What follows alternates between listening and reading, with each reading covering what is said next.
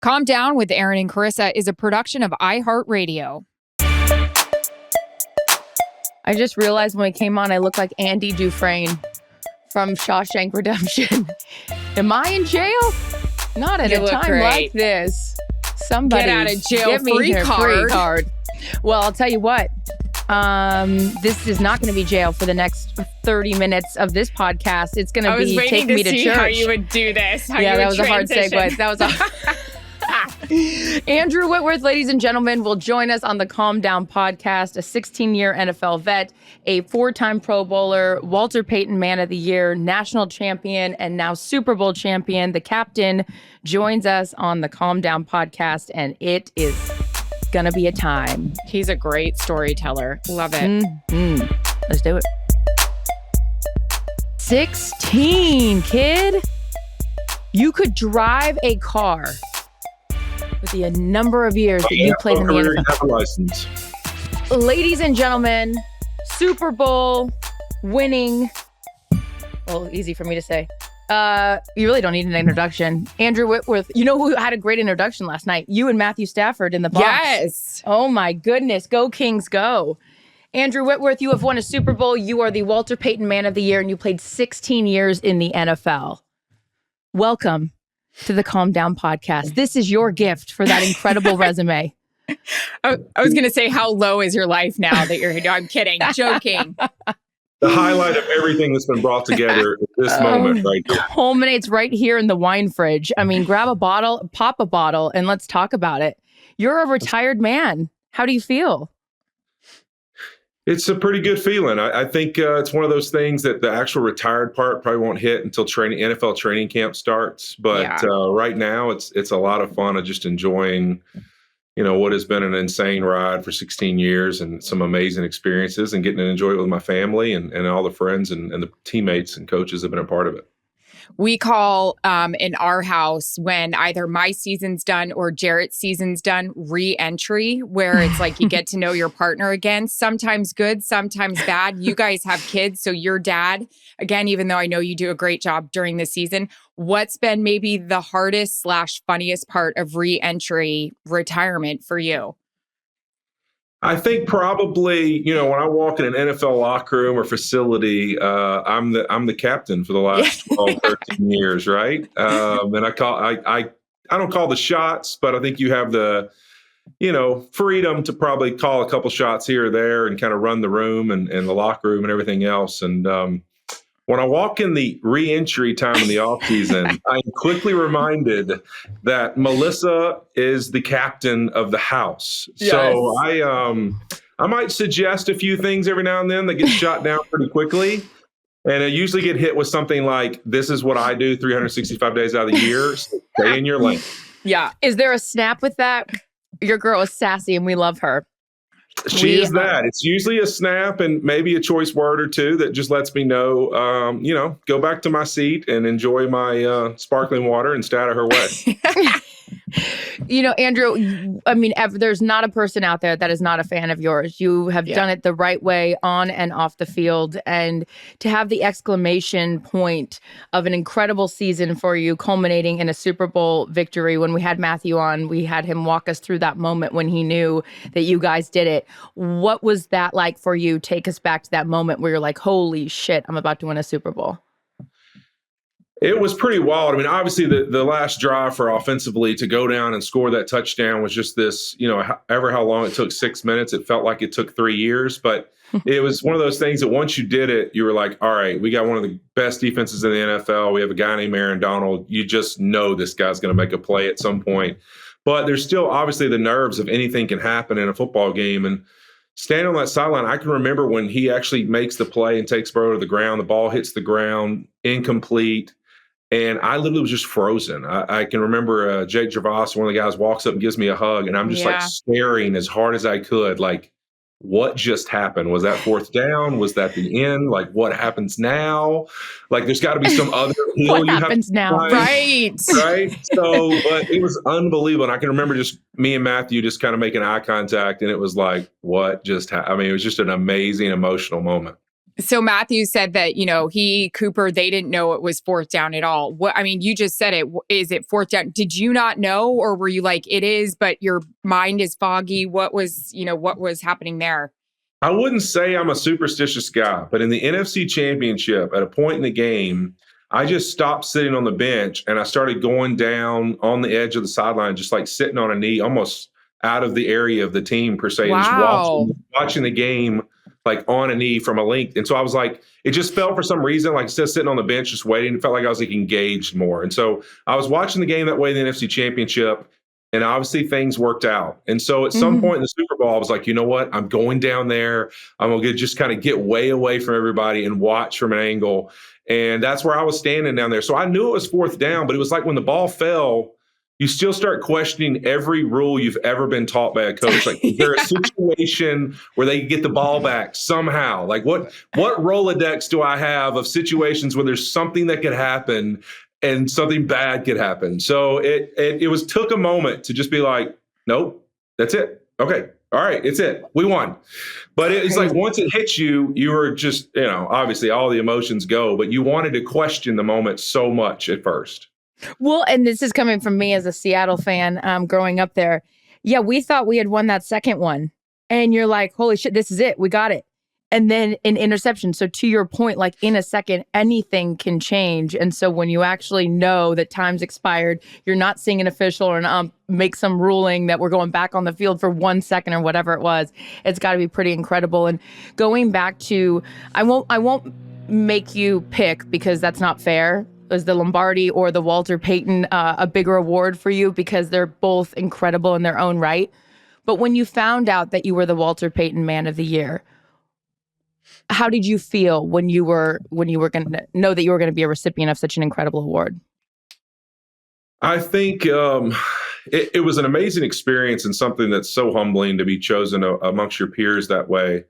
I do feel like for me personally, I'm a complicated human being sometimes when it comes to that stuff. What do you mean? I love doing things for people. I love charity work. I love people that's how their heart's driven and like that's what they want to do is make things about more than just themselves. I love that. But I hate the attention around it sometimes. And so it was always like, obviously I was nominated, I think 4 or 5 times. And I never wanted to play along. Like you have to post about it. You kind of have to they want you to get followers. And so I never posted in the 5 years ever. I always refused. I was a bad, NFL player, if you want to say, in the marketing of Walter Payton Man of the Year, because I just felt like it was one of those things that I always wanted. Maybe it was just for me personally. I always wanted to keep it about the people I'm doing it for and about the causes that matter and not about myself. And so it was hard to kind of it took a lot from Melissa, my wife, to get me to just accept it. Like it's okay. Like there's nothing wrong with being acknowledged that way. It's real. It's who you are. So it took me a little while to honestly accept it. And then once it kind of happened, and honestly, the video before I went out to speak calmed me down. Yeah. That's just, that makes any sense. Watching myself out in the community, it made me feel like, okay, that's just who I am and that's okay. And I'm going to go out here and talk about it. But then you go out there and you should teach a class on either memorizing that speech or reading the teleprompter, because I'm sitting next to Jarrett and he's like, is he reading this or is this, from memory or is he just going? I'm like, I don't know. I don't know. You could teach presidents. You could teach me. You nailed it. What went into it, memorizing it or reading it? Tell us everything because you nailed it. Well, what was cool is that Tuesday before they'd said, look, you're one of the finalists. You need to write a speech. And so I just came home from the infamous Breakfast Club. And I was like, you know what? I just been with Matthew and Coop and everybody and all the wives. And so I was like, I'm going to sit down and just reflect for a second. If this is really what happens, what would I want to tell people? And so I just sat down on my computer and just started typing and kind of text out what I thought I would say. And then obviously Melissa helped me not sound like an idiot. And she came home and kind of edited it for me. I'm not exactly the best speller and writer in the world, but I can talk if you give me something to talk about. So I felt good about that part. But when I went out there, it really just became a mixture of kind of the thoughts I'd put together that Tuesday and what was on my heart. And I kind of just blended both. And I really have always kind of had a knack for when I have a message or something I want to talk about, I don't really need anything, any prompters or notes or any of that stuff. I just kind of go from a place of what I feel comfortable is a representation of what I believe and think. And so it was really cool. I think part of that speech, I'm up there like looking around the room like, wow, Yeah. who's in this room? How cool this is. As an offensive lineman, we don't even know what that means. The only time he gives us some attention is like whether they're throwing a flag or saying we did something wrong. So that's about the only time you get attention in the NFL. So it was a really cool moment for an old lineman. Incredible. So 16 years, you could go back to your first year in the league. You're a rookie. What advice do you give yourself?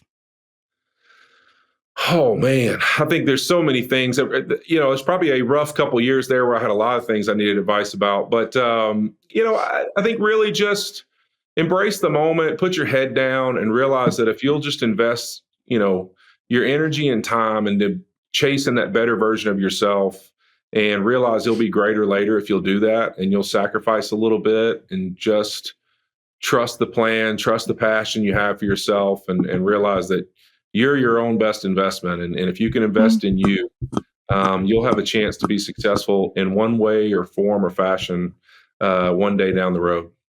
I think this is one of the coolest stories, just being able to sit with you guys off the field, you and Melissa. You just telling us how close you are to Peyton Manning and some of the things he's taught you along the way. And I know you've kind of used them in your life and with other players. You didn't play with the guy. Can you talk a little bit about how the relation started and maybe some of the cool things that Peyton maybe taught you? Was there something about a handwritten note? Maybe, I don't know. I don't want to steal the thunder, but I just sat that night and listened to all these stories, and I love them. Yeah, I think that for me, really, Peyton and our relationship is unique because it's one of those things that obviously when you admire somebody as an athlete and you look up to what they've accomplished and maybe that way they've done it. I got an experience that my very first Pro Bowl was actually after years of trying to get in, being an alternate, all this stuff, I finally make it.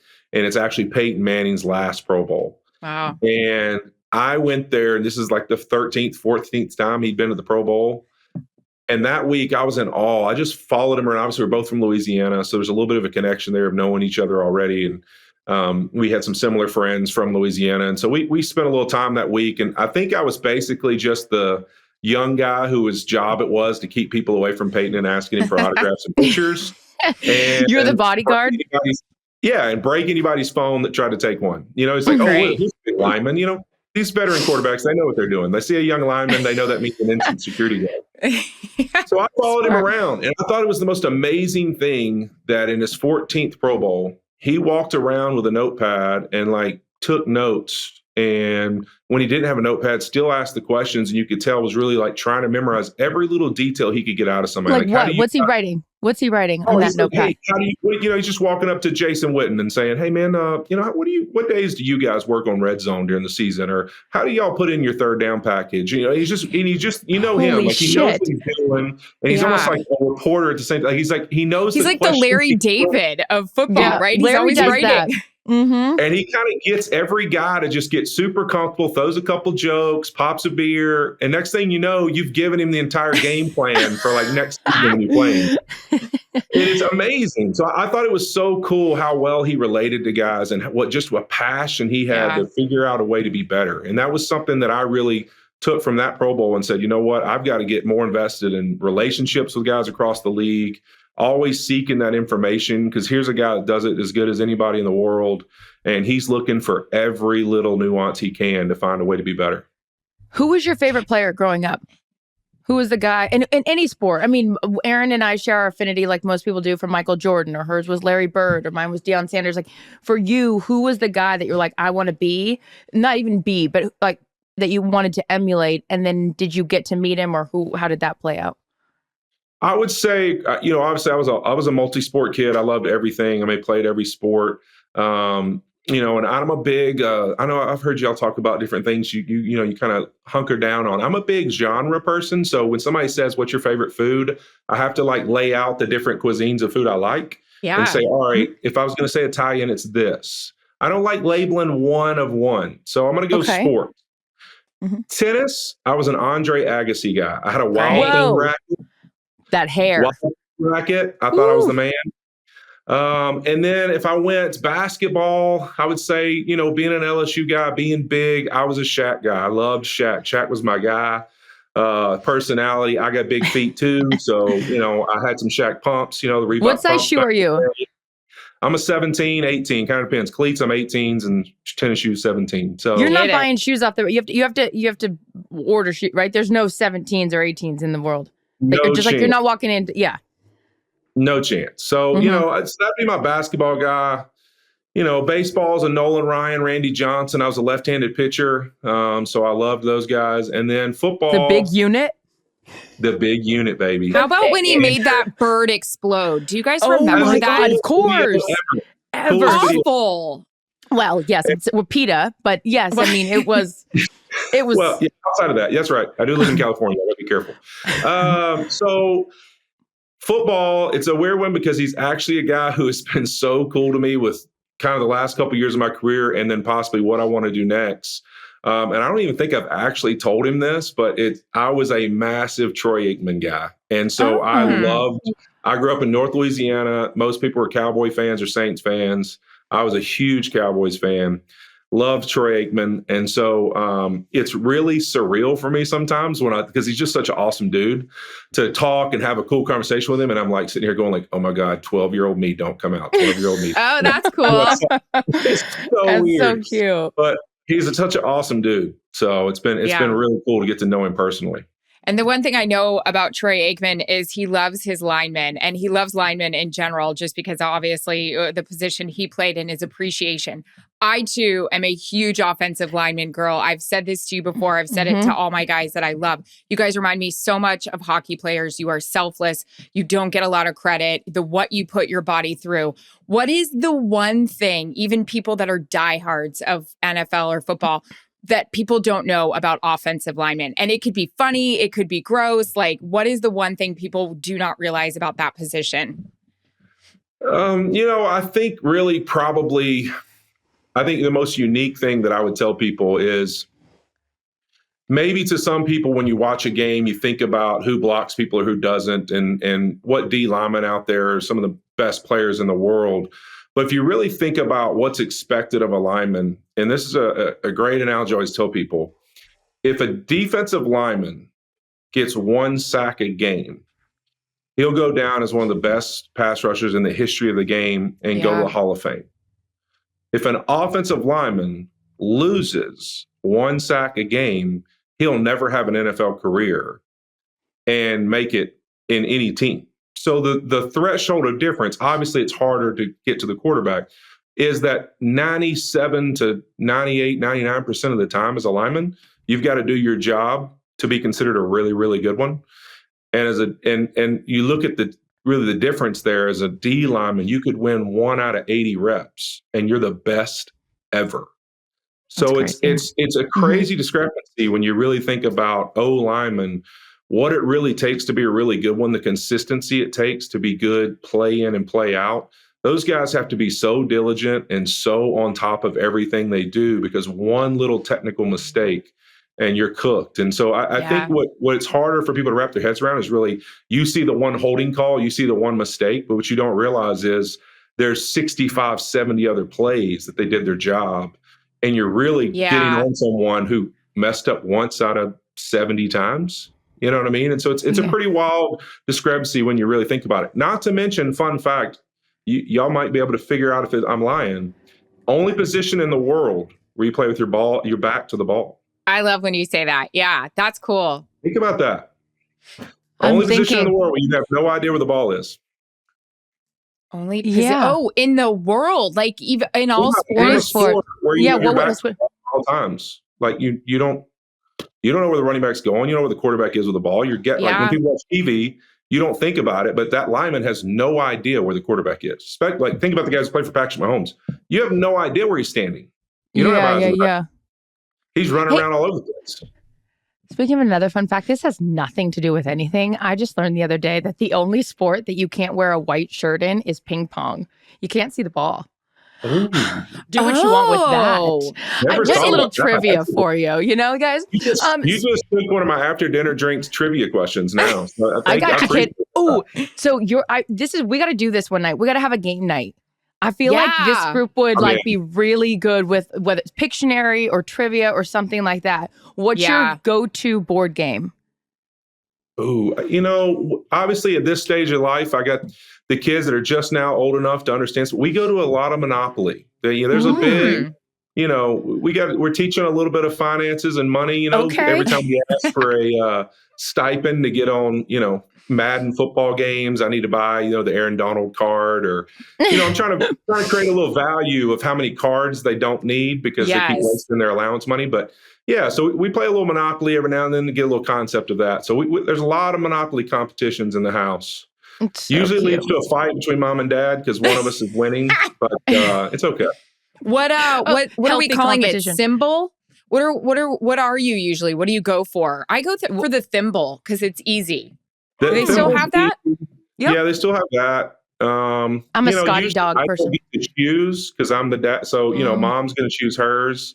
And then the girls are definitely choosing theirs. And then the boys get their feelings hurt if there's anything that they don't think seems like a boy symbol. So Sure. I usually just get handed whatever object it is and told, Dad, this is the one you are. That's so cute. You can say this now because you are retired.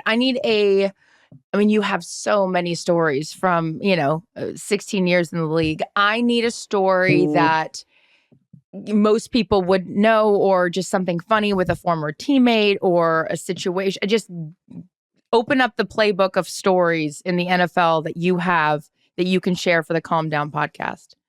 Well, one that doesn't get talked about because you get praised all the time, and I already told you I have a really bad problem with that, is that the Walter Payton Man of the Year has actually been ejected twice in his career for fighting. So I actually have 2 NFL ejections. I fought John Really? Henderson in 2008 in a fight that was pretty big all across the field. It involved a lot of people. And then I actually got ejected with Lamar Houston for fighting in 2012. So I've actually been ejected in the NFL twice, which I haven't really informed the boys about yet. But one day we will have that conversation. So that's a definite story. When you're talking about John Henderson, Big Bad John, this guy was 6'9", 360 pounds. He was a big man. I'm a big man. He's a really big man. That was kind of when I became a captain in the NFL. A lot of people don't know that story, but Cincinnati was 0-8 that season. And that was my second year there, or third year there. And we had not been very good. So what is this, 2008 at this point? 2008. Yeah. Okay. 0-8. I can remember Justin Smith saying that all the time. But we literally were 0-8. And I had just come from LSU. We'd won a national championship and been really good. I'd gone 58-2 in high school. I'd never lost like this in my life. So I was very frustrated. And I actually had a moment as a young player right after a walkthrough where I pulled the offense up and just kind of said, look, I'm just tired of us being this kind of organization, this kind of team. At some point, we have to prove that we're not going to just take it from people. And lo and behold, there's always situations when you open your mouth, you get put in that situation. The next day, we end up having an amazing game, best we've played all year. We're beating Jacksonville, and John Henderson takes a swing at me in a game, and I end up taking swings on him too. We both get ejected. I get thrown out of the game. He was trying to gouge your eyes out. I'm reading about it right now. There's actually a picture where he stuck Yes. What is this one I'm reading about? stuck his fingers in my eyes and tried to gouge my eyes out. So I ended up fighting him.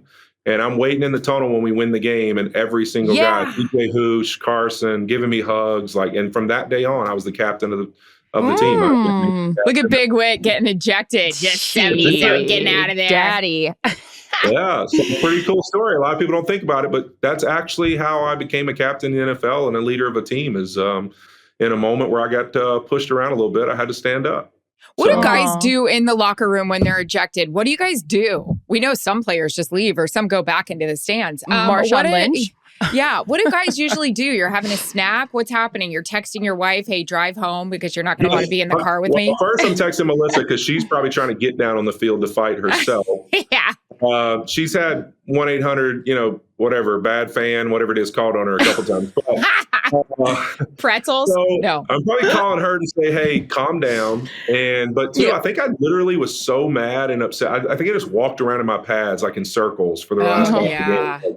could not calm down, and finally got calm enough to like take a shower, get dressed, and wait for the guys when they came through the tunnel. But it's definitely interesting. Even when you get hurt, it's like the weirdest feeling ever for the whole team to be out there and you're in the locker room or the training room. It's pretty weird. But yeah, getting ejected twice. That's one eventually I'll have to tell the boys the story of, but I'll have finagle it in a way that I was right, probably. There you go. Always find the silver lining in things. So turning the page forward in the chapters of your life, what's next for you? You mentioned, of course, Erin talked about how great you are on stage and how easy it is for you to speak in front of a group, and being a captain also prepared you for maybe the next chapter. Is it broadcasting? What do you want to do next? I think right now it's really trying to find where you could fit in and be something that you're passionate about and get to be a part of a game that I love so much. So I've explored the media route. I think that's something I'd be really interested in doing. Obviously, I'm not somebody that likes to speak in absolutes before I do something specific, whether that be calling games or being in a studio. I think for me, just covering the game and talking about something I love would be super exciting and fun. And also, I think whenever you're with a team, I'm so team centric and like just worried about what you do that I think it'll be a lot of fun to learn more about the inside part of what certain players in the league that I may not have played with or that I've always been a fan of just from afar, what makes them tick, what makes them great at who they are, what they do and who they are and what makes them special to their building. I think just finding the ins and outs of that and talking about it would be so much fun because to me, the game of football is so complex. There's so many different people that from equipment managers to trainers to coaches to everyone that make it so special in every unique building you go to in the NFL. And it's learning more about that and articulating it to people to know the stories they may not know and to cover the games in a new way, I think would be a lot of fun. So I'm excited about that opportunity and hopeful that I can continue to find a way to chase the next chapter the same way I did. Closed. Yeah, I think I just realized a show you also could pitch potentially if you wanted to. Chris and I got to see it firsthand a night with you at Giorgio. You are one hell of an orderer, and there's prep that goes into this, right? Whit, I mean, we know you can name a game or nail a game plan. We know you're studying you had to do throughout the week to get ready for, your big matchup. But when you get ready to go to a restaurant, you've got it nailed. You've got a blueprint as well, right? Take us through it. It's a lot of pressure to order for the group. Yeah, that's one of my favorite things in the world to do is to be the guy who puts in the order and kind of have a plan for everybody at the table and what they're going to kind of create the experience, if you will. So I think that comes with having a little juice, being a little fun, being able to have a little bit of a plan of what people like. And so I love to do that kind of thing. But you really think about it. There's little things that you don't realize. But to me, like being a captain does not mean that I'm in charge of people. It means that I have an ability to find out what kind of makes people tick and what makes them who they are. And I know how to speak to them or relate to them or find ways to make them enjoy what they do. And to me, leadership is about the ability to make people want to walk in a room with you, not tell them to go in there. And so I think that part of that is just that's what I love to do. I want guys to have an awesome experience when they're playing the game or they're sitting around the locker room or they're hanging out in the cafeteria thinking about what's next for them. And so to me, I look at dinners like that the same way. Like I want people to be like, that's somebody I want to be around. That's somebody that I want to go to dinner with or walk in a room with. And I think for me, that's kind of been a part of who I am as a leader, creating those kind of cool opportunities where we all spend time together. I'll order a bunch of food or pick out a really cool place for us to all go hang out. And I think that's been one of the things I'll miss the most with the guys is creating those experiences. But I always got you guys that we'll do another dinner eventually. Yeah. And, y'all know my ordering skills. I don't play around. Take it away. That's why you are the captain. I want nothing to do with that because it's so much pressure. There's only a fail in it when people are like, oh, I don't like this. I don't like this. So he had 6 pastas on one plate, all divided for all of us. It was the best night of my life. It was. You did crush it. Everything. Somebody's bound to like something, right? So, no.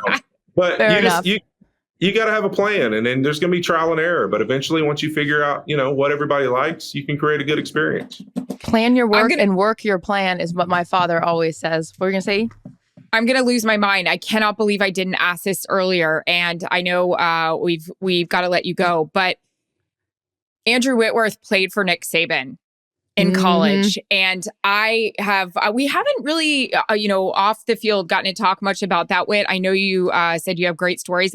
I'm obsessed with him. I would like She to is. name our first child Saban, even though I'm a Florida Gator, but I love him so much. Charissa got to meet him at the Masters. Can you give us your best Nick Saban story? I'm sure you have 1,000.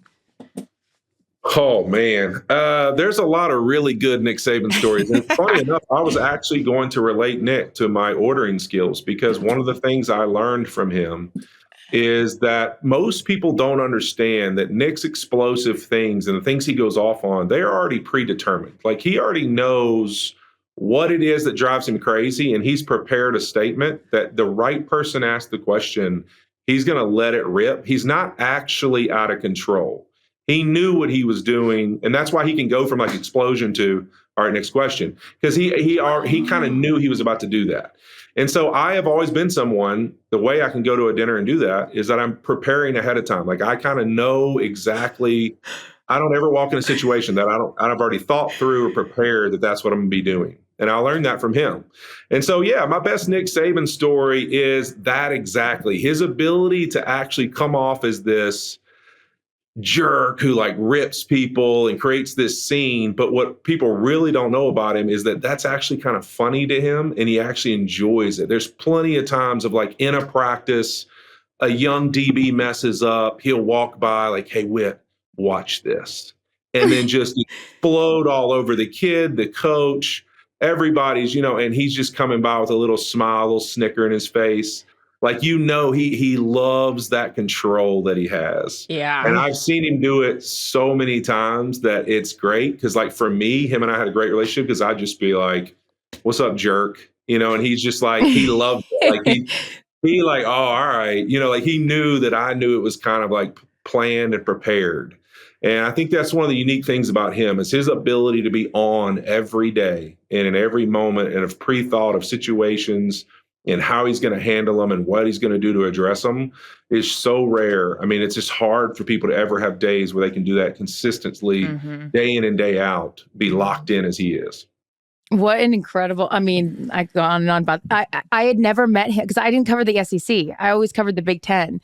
So when he walked in the room, he has this presence that is, there's only a few guys that really have it. Jeter has it. He has it. I mean, Michael Jordan, there's just those few guys, and he is, the upper echelon. So what a gift that was for you to be able to, play for him. I'm going to leave this. This is the last question I have, and then we'll let you go. But you got to go enjoy retirement. Football has taught you blank. Ooh. Oh, man. I think one of the greatest things football has taught me is how important who you are in the good times and the bad really defines you as a person. I think that because to me, sports is the greatest thing in the world because it combines people from every walk of life, every, humor there is to everything you're into and not into, to every color skin of person that's out there, to every zip code and economic background. And you all come together for one common goal, and that's to chase the goal of that team that you're on. And whatever that inspiration is that you each give each other, you find ways to put all your differences aside and find a common goal to chase together. And so to me, really being able to understand what it means to find out how to relate to people that aren't just like you, and chase the good times, the bad times, and be there for them in all of those times, and be able to be somebody who really is a part of that process and understands that there's going to be ebbs and flows to everything we do, but we're all going to do it together, and we're all going to have an investment in one another while we do it. I think to me, that's what sports is so amazing, and why there's nothing greater in the world, and why there's so many people that cover it and so many channels that have it on TV, is that it's hard to emulate that. I think football is one of those great representations of what we all could be if we could figure out a way to all be on the same team and chase what everybody really wants in life. And so to me, football has given me the greatest example of what life could be if we all work together and just put aside our differences and had a passion and love for each other to achieve one goal. Ladies and gentlemen, this is, take me to church. Except when you're getting your eyes gouged out in 2008. No, I'm kidding. Gotta keep your eye on the prize. You're the ultimate teammate. Congratulations on an incredible career culminating in the opportunity to hoist that Lombardi trophy. Well deserved. Yeah. Thank you, my friend. We appreciate you and your ordering skills. Yes. That's right. Coming to a theater near you again soon. Don't worry. I'll have an order prepared. Oh, the ultimate teammate, and hopefully maybe you're our teammate soon. Yeah. Love you, buddy. Hey, man. Thank y'all so much. That'd be fun. Calm Down with Erin and Charissa is a production of iHeartRadio. For more podcasts from iHeartRadio, visit the iHeartRadio app, Apple Podcasts, or wherever you get your podcasts.